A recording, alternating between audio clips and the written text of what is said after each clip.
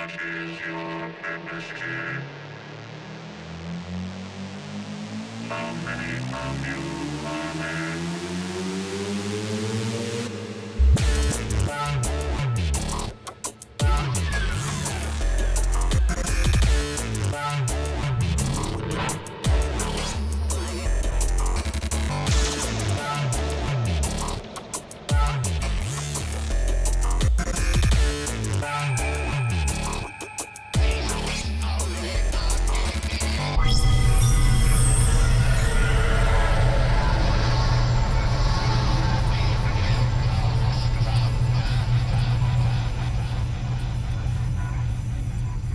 Welcome to Voyage of the Geek for our final episode in our deep dive journey into the journey to the centre of the Earth, the 1959 sci-fi classic. We decided on the 59 version. Plenty of fodder there. We may even revisit this as a genre of its own. There's so much material that we can cover. In this episode, joining me as always, Rick Legato, Tom McGill, Dan Miller, myself, Dave Scotland. And this is our third of 3 episodes, so that's our final episode. And in our final episode, we like to see if the boys are paying attention to the film, and we'd like to do that by going through our game show-esque quiz called The Probe. Also later in the show, we're going to wrap up our findings for the film, including our final vote on our standard system of buy, borrow, or burn, and any last words. So let's get into it. But without any further ado, let's get right into The Probe.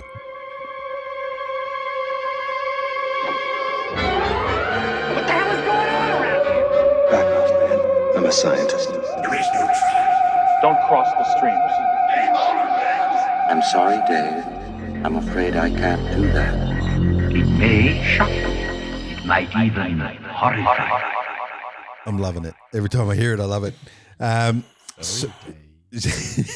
can't do that. So The Probe is basically a quiz, and what do we need for a quiz? We need quizzes. We need buzzers. Pick a colour, gentlemen. I have blue, orange, and pink. I will have orange. Orange for Dan. I'll have orangey. Whatever. Blue. Okay, Dan, test your buzzer for me. A little closer to the... nice. Tommy. Okay, nice. So we've spared no expense. We have some questions up here, and we've included a little bit of footage this time around, probably not in this first question, but when we get to those questions that have some footage, we'll watch the footage and then I'll ask the question and first buzz in. So let's have a look at the rules for the quiz. And perfectly, the audio from This Island Earth fits this film as well. Fits all of those films, I think. So I'll be leaving it in. Obviously, the subject of this quiz is Journey to the Centre of the Earth, the 1959 classic. All right. And the rules for the quiz: only one answer per player for each question. So if you get it wrong, you're out. As far as answering a second time, each question is worth 10 points, except for the questions that are worth more. And the judge's decision is final. If you don't like my decision, there's obviously another judge that isn't here that I can't really... It's like the court under the earth. That's right. There's the 3 jurors and they say guilty. My hands are tied. You get shot. Taken out the back and shot. Don't shoot the messenger. So without any further ado, let's jump into it with question number 1. The news billboard reads something for Edinburgh scientist. What was the something? Dan. It was a knighthood. That was correct. Knighted. That was correct. It was a knighthood. And he didn't even have to pay for the newspaper because everybody was so impressed. That's And he right. was standing in front of the worst blue screen backdrop or composite that was ever done. The next shot, I shot, swear, yeah. the next shot, he was standing in front of a bookshelf with books lined out. of an inside, like it was an inside shot. Either inside or outside, but the books were 3 times larger than his head. This was just wrongly It was put terrible. together. It was horrible. It was terrible. And For it a was film. right after this shot, which was lovely and sort of real life set stage. And they filmed this in Edinburgh, and he actually, in a shot before that, he walks up to a bookshop. So they had planned this shot, and maybe something went wrong, or they didn't. They had to add some lines. I'm sure that particular shot was not initially planned. And it really didn't serve any purpose either. It was just some guy walked past and said, "Congratulations, Professor," and he kept walking. Yeah, and he didn't have to pay for his newspaper. That's right. Because he's such an honor. All right, question number 2. Do I get 10 points for all of this? Dan gets 10 points. But I said the stuff about the blue screen. No.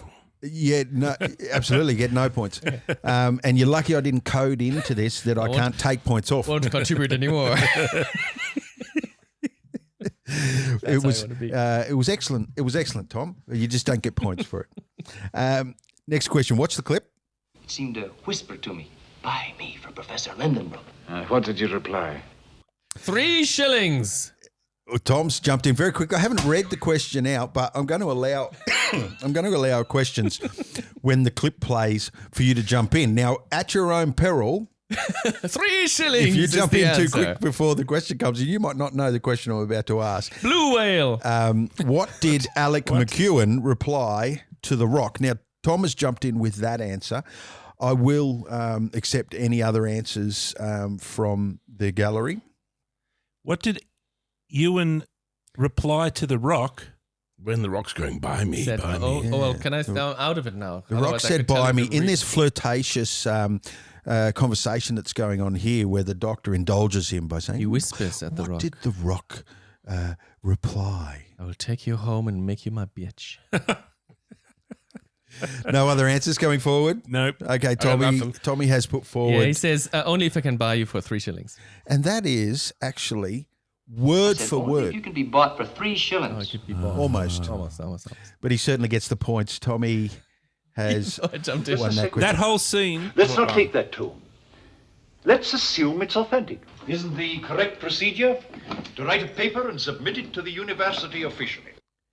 What was the other famous domestic role that Alan Napier, who played the dean of the university, what was he more famous for?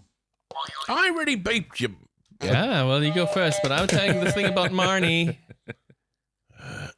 You speak first, and then I will answer. I just find it interesting that him and Diane Baker together in this film play together in another movie called Marnie, which is one of my more favorite Hitchcock films, where she is... So that was your answer, Marnie? I only get the one, don't I? Yeah, you only get the one. Damn it. So Rickers? He plays the butler in the 60s TV show, The Batman. That's correct. And his name was? Alfred. And that set kind of looks like the 60s TV show for And Batman. the guy he always has a little boy wonder with him that he's another teacher. He always has a guy with him that he walks around with. So there he is there. You can see him. As soon as you put the Coke bottom glasses on him, he tends to take on the appearance of Alfred a little more. So points go to Rick. 1966, a few years later. Now, let's get these rules down a little bit here. I'm going to play a clip, right? Once the clip plays, the question will pop up here. You may answer at that point, but you can't answer before the clip finishes playing. Okay. You don't have to wait for me to ask the question, but you can jump in as soon as the clip is finished playing. As soon as the question appears. As soon as the question appears. Okay. Okay. Ready? Okay. Blue whale.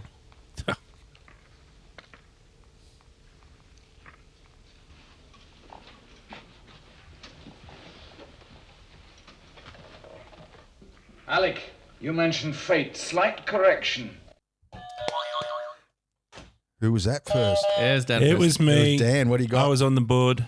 What did the professor find in Gutenberg's beard? He found Little birdie. potassium cyanide. He did indeed That find. beard could have Fate easily plus a harbored a few little grains bird of as well. potassium What cyanide. about nits? Yes. And some nits. Spiders, some leftover breakfast. I'd have to say, if Rick, if you had to come in with nits, you might have shared the points. some scrambled eggs. Absolutely. There's enough feathers and other crap in this guy's hair already. Absolutely. Okay. So same again. Watch this clip.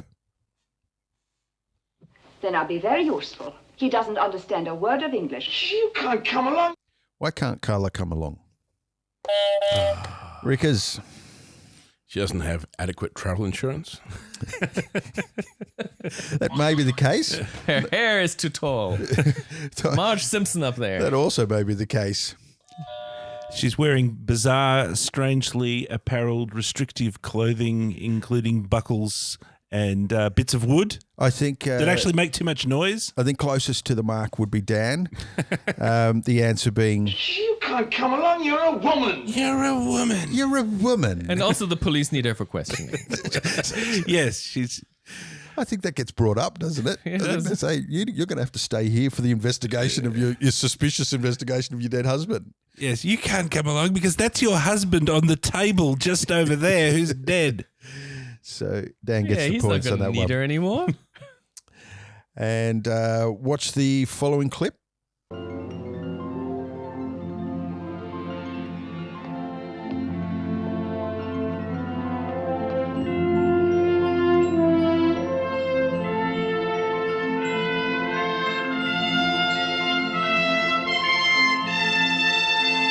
Paris Arcade one. Why is this sequence so familiar? Well, Dan's jumped in quickly. Because Dan told us already an hour ago. Because Steven Spielberg invented it and then transported it back in time to this movie. It was almost the answer I was going to write down, that Steven Spielberg somehow went back in time and influenced the director of this film. That's right, in Raiders of the Lost Ark. So it is the Tanis map room scene from Raiders of the Lost I think Ark. the music is even the same. All of that. It's very similar. It's also actually the Fifth Element, isn't there? When they're in the pyramid. There is a similar scene in The Fifth Element, and I'm sure this has been used in other films as well. Cannon and Destroyer, I think. Yeah, where the sun comes through some and then something and lights the way. Yeah. Absolutely. Probably all taken from that original. Maybe it got taken from an earlier film. I'm not too sure. Ben-Hur. Dan gets the points. Okay. Next question is worth triple points. Ooh, tension. All right. So I'll watch the following clip.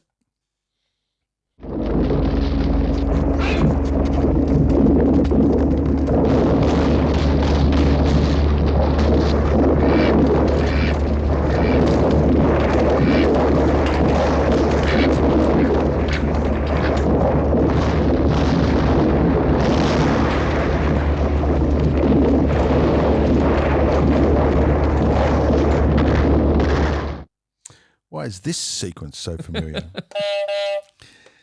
Who was that? Rickers.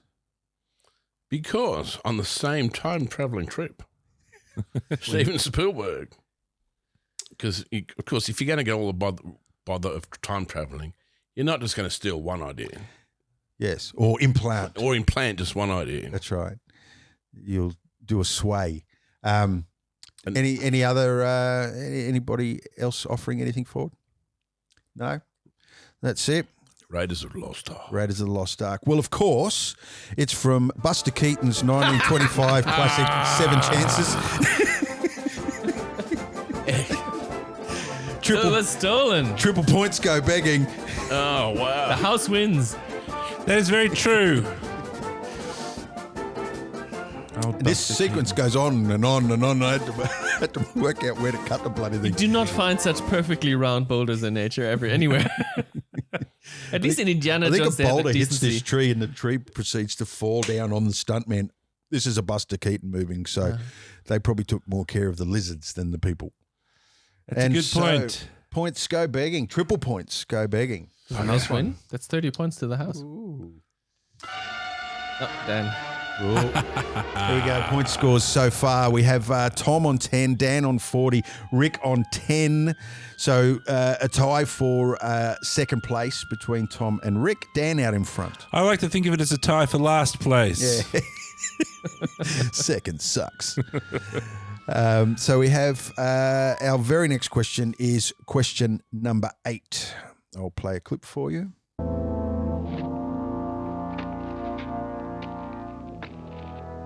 It's my servant. Too much heat, too much load. What was the third thing the servant had too much of? Dan. Too much paper mache. Squashed him to death. This is definitely one of those scenes where you can almost see where the lines of the paper. That was when it was daddy-daughter day. It was like they were running low on money. Yeah, absolutely. Like, okay, kids, we're making rocks. Anybody else want to weigh in on this one? Rickers? No, that was Tom. Oh, was that you, Tom? I think, but if you say the right thing, I get the point, so go ahead. And if you say the wrong thing, I get another chance. Tom seems to be making the rules up. I got nothing now. Tom. There's too much fear. It was a wuss. Let's take a look. Too much heat, too much load, too much fear. And he gets it right. Tom has taken the points on this one. He had too much fear. So even in death, Suck Newsom kicks him in the balls. Let's watch the next one.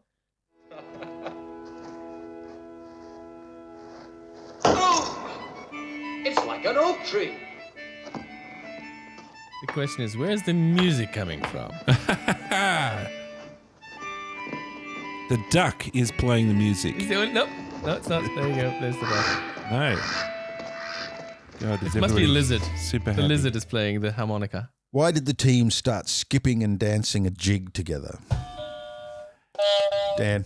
Because they had been eating magic mushrooms. That was my answer. That's it. You beat Rick to the punch. What do you got, Tom? I guess it was in the script, and that's the only way they had to do it. It was in the script. I have to tell you, it was a what the fuck moment. I just wanted to know why they started dancing in the middle of it. So points all round. Everybody gets points on this one. What a weird moment in this fucking film. Yes. Okay. Let's watch the next one. What's our large friend doing over there? I don't know. Special command of His Majesty. Is that madman still giving orders? What was Hans doing over there? He's giving the count a blowjob. That I'm pretty sure you haven't buzzed in, Tom. Oh, well, then I get another chance. Yeah, that's not And right. this is not the right answer. Who else buzzed in? He was playing with his duck. He was patting his duck, was what I was going to say. Stroking the duck. We're seeing where He was stroking water, the duck. where the water runs off the back of a duck. He was touching his fowl. Let's just say the quiz has taken a left turn, hard left turn. All the contestants have gone down that road. He was chopping down mushroom trees. To build a raft, yes. What in the world can he want with all those? The duck was involved, but I guess he wasn't stroking the duck on this one. So no points. Points go begging. Question number 11. You've come to ask me why I didn't take my rest period. Why didn't the Count take his rest period? I know. It's me. Rickers. He was too busy stroking Hans' duck. He may have been. We didn't see it on film, but it may have been happening. Anyone else? Oh, I know. Because he doesn't sleep. He cannot sleep. He never sleeps. He can, but he doesn't like to. What? He doesn't like He it. hates these little slivers of death. I'm going to give the points to Tom. Because that's a Edgar Allan Poe quote. I hate those little slices of death. He hates those little slices of death. And I can relate to that. Waste of time. Tommy gets the points. But then doesn't he just I love fall sleeping. asleep and just crash? He probably passes out. He plays sleep, The so question the was- duck doesn't get wise to his plan to eat it. The question was, why didn't he take his sleep period? His rest break. Because he hates those little slices of death. Yes. It's a powerful statement. It all piles up for his up-and-coming comeuppance. Okay, next question. That's she's a woman. Yeah, that's real. But that does look. That's real. Yeah. This one's questionable. The one in the mouth's questionable. That might not be real. That looks like stop motion. It does, doesn't it? That's real. That does look real. And when they start chewing him to pieces, that's real. But the way they tuck in like that, it sort of looks like hand puppet. They might have been shoved at it. Yeah. See, like that one. I reckon That that's looks somebody like- on the yeah. other end of that iguana. Shaking its tail. The frozen iguana some with the guy. encouragement. And we see some nice little compositing shot next where they go on the right-hand side, they go into the water, and the left are the lizards. That's a nice little... There's a couple this not one doing here. anything. Beautiful matte painting in out the of the- background. These are out of the loop. So, which reptiles were used in the filming of the giant Dimetrodon sequence? Iguanodons. Who was that? Hang on. Who was that? Me.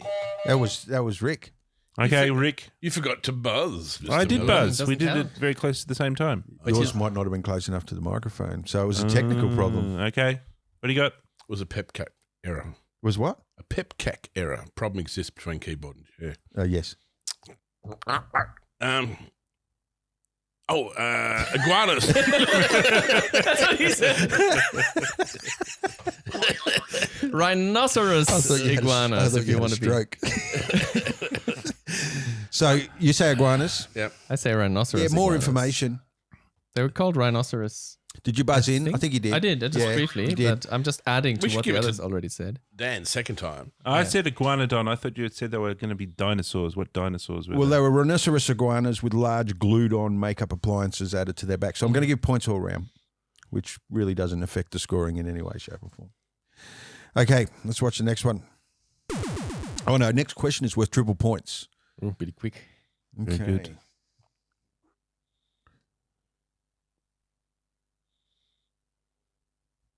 Yeah, why is gold magnetic? What was at the center of the Earth? A magnetic vacuum cleaner and a Whirlpool dishwasher. It's up there in the realms of close. The biggest hoard of toilet paper. The word ever needed. Oop. The Case mother of load. toilet paper. What do you got, Tom? The junction of the magnetic forces. There's something lacking. Where I think The North and South Pole. I think it's a toss-up Yeah. between both your answers. It was a maelstrom or whirlpool that at the thing. centre, but also the magnetic came into it as well. So I'm going to give points to Dan and Tom. Now, speaking from a physics perspective, Yeah. if you go down to the center of the Earth, Yeah. wouldn't you get lighter and lighter because the gravity of the planet is all around? It's you? less because mass is And less. so as you towards the get centre. closer, you sort of start jumping with almost weightlessness as if you were on the moon. And then in the actual center of the planet, you would just basically float. You wouldn't be able to get out of there again. If that ocean was down there and it was in a cave, the ocean would stick to the outside of the cave. Well, it would be a bubble. The ocean Yes, would be it'd be like a bubble. Yeah. It would all be pulled Not to apart. mention hot. And- Let's not even get started on the heat. And no air. You know how they get around that? Because in Jules Verne's time, they already knew that the Earth's core of the center was hot. So he gets around that physics by the professor declaring loudly, "I do not believe it." And that's enough? Yeah. Enough said. Until the end of the movie, It works for until the Donald end of Trump. the book, after they've done the whole thing, Axel, the nephew, still says, "I still think the center of the Earth is hot," and they don't get to the center. They don't actually get to the center. That ocean doesn't happen at the center of the Earth. They get carried away by the water, and they get shunted into a volcano and erupt again. They never reach the center of the Earth. Oh, really? In the What? book, but So in we get here, ripped So it's off. a journey to almost the centre almost of the the Earth. center. Yeah. You get A promised. journey into a cave and out promised. again. You never Yeah. do. So how deep did they go? But 20 here they've feet? got a, 40 feet? an ocean and a maelstrom. Where does that maelstrom go? Yeah. It goes to the other center of the Earth. The center of another Earth. I can see why Jules It's like the Verne's black hole. publishers didn't go for Journey to Almost the Center of the Earth. Yeah. A little bit less exciting, less triumphant. Okay, next question. That was a big spoiler. Sorry, guys. This is not going to end well.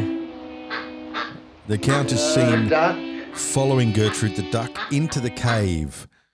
What happens next? Dan. Kentucky Fried Duckin'. Any other takers? It's foul. That joke does not get older. And Dave is never quick enough with his... No. It doesn't deserve that. Doesn't deserve that. Poultry cooking action. Hey. And remember to tip your waiter. So your I'm waitress. willing to give points to Dan and Rick. I don't think there was much frying going on. I think there was more dead duck, bloodthirsty chewing on a live animal. Ripped off a wing, ate the rest. Yeah. And after the guys always carried around their little duck feathers after for minutes and minutes on the film. I think Saknussemm should have had a bit of duck feather in the corner of his mouth. Or some sign that he'd just eaten a live animal. Yeah, blood running down his. Or it would have looked better if he chin. did like a Gilligan's Island thing and he had this apron and he had this stove made out of coconuts or something or other and he was like frying up this duck with vegetables and mushrooms. He brought mushrooms. and Hans comes in and he's like, what? Yeah. Stale bread from Atlantis. That's the Wile E. Coyote sequence you're describing there. All right, next one. Describe this unique shot to our listening audience.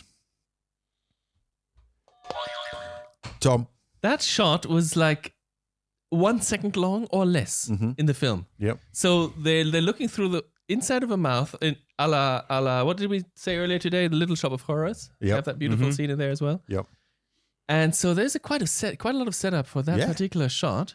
Absolutely. And they have it so briefly that if we blink, and they must have realized on editing the film, they said, this looks shit. Yeah. So his tongue, no, let's not put that shot in. We spent so much money on it, we got to have it in there. Okay, well let's put 3 frames of it in he gets the movie. whacked by that part of the tongue out tongue there. just actually flies out knocks him over. Oh, does it? And so it has to line up with what's in the foreground here as well. It's a bizarre. And how many millions of teeth did they have? Oh, no, the camera, we're doing wide angle, guys, here. We're doing cinema vision. Viscoscope.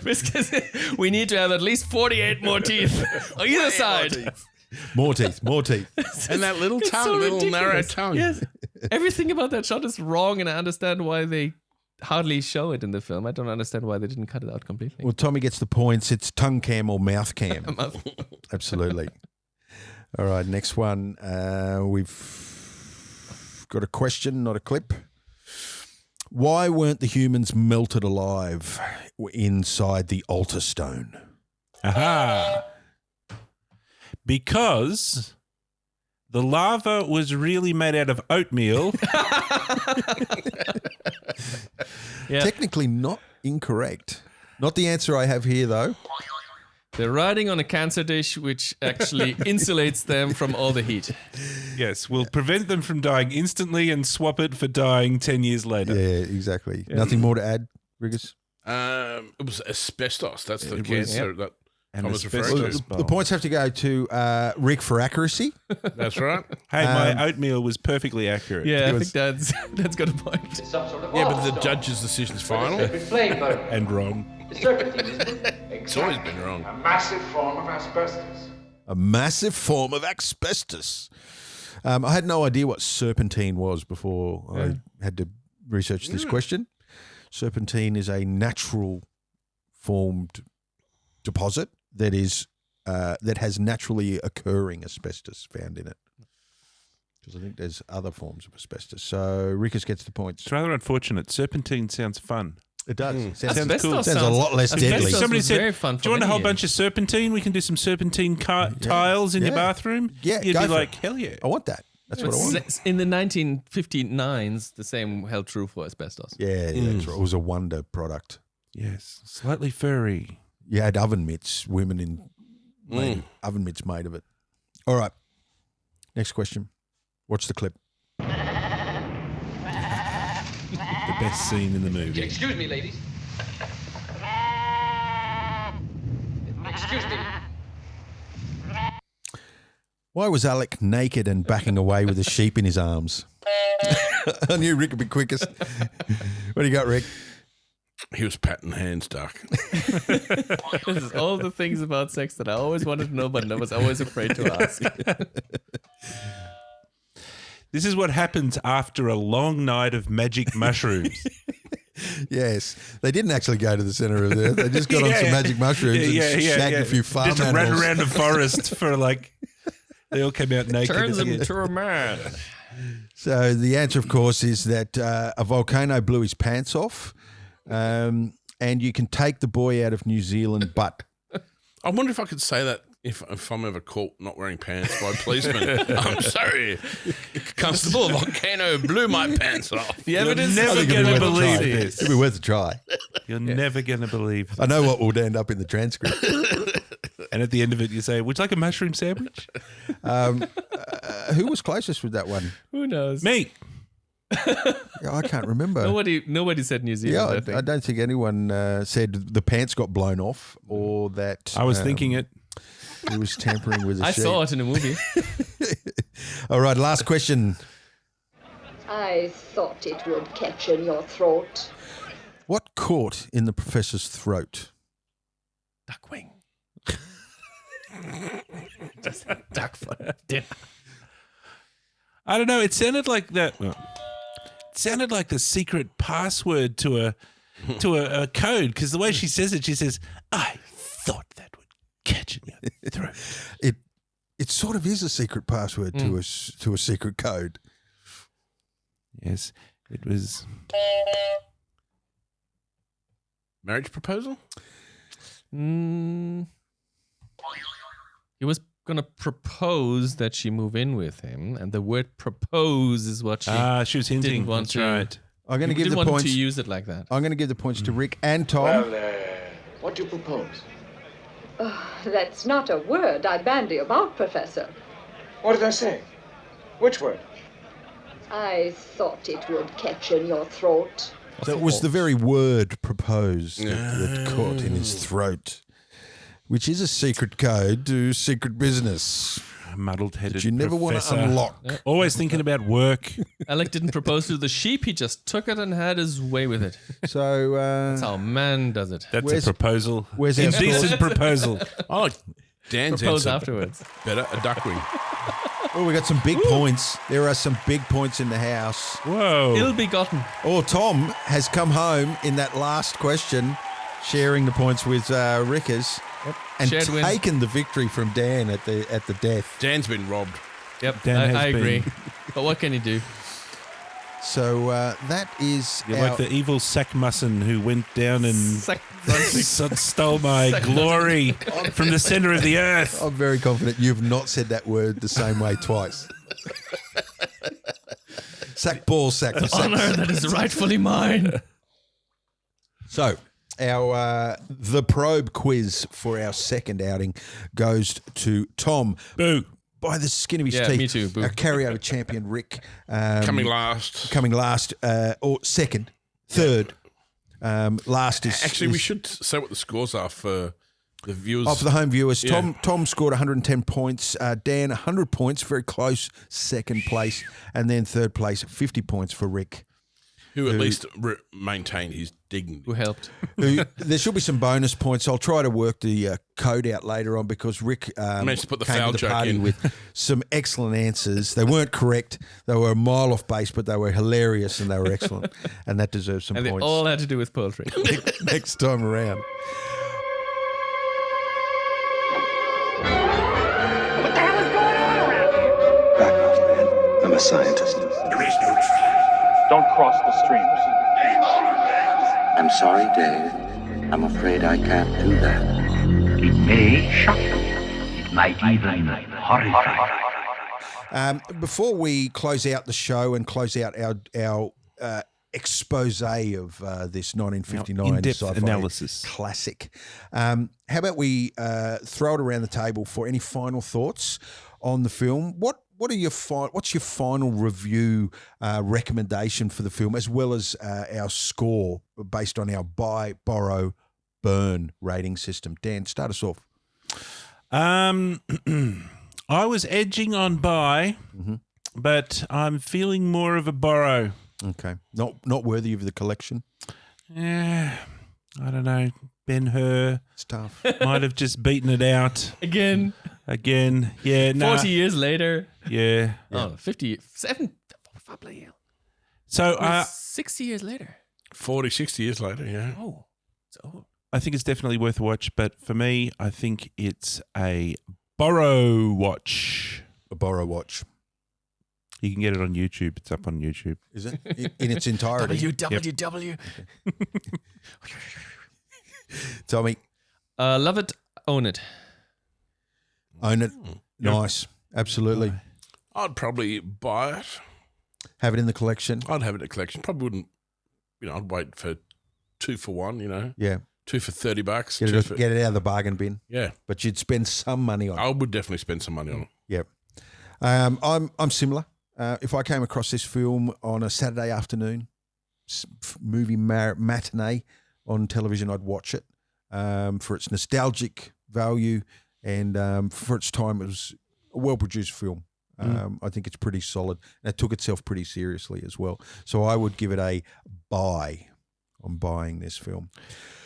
All right, gentlemen, that's it for our final episode of Journey to the Center of the Earth, and also it's the end of this episode of Voyage of the Geek. Next time we'll have a brand new film. Until then, it's bye for me. See yous. Auf Wiedersehen. Adeus. How many of you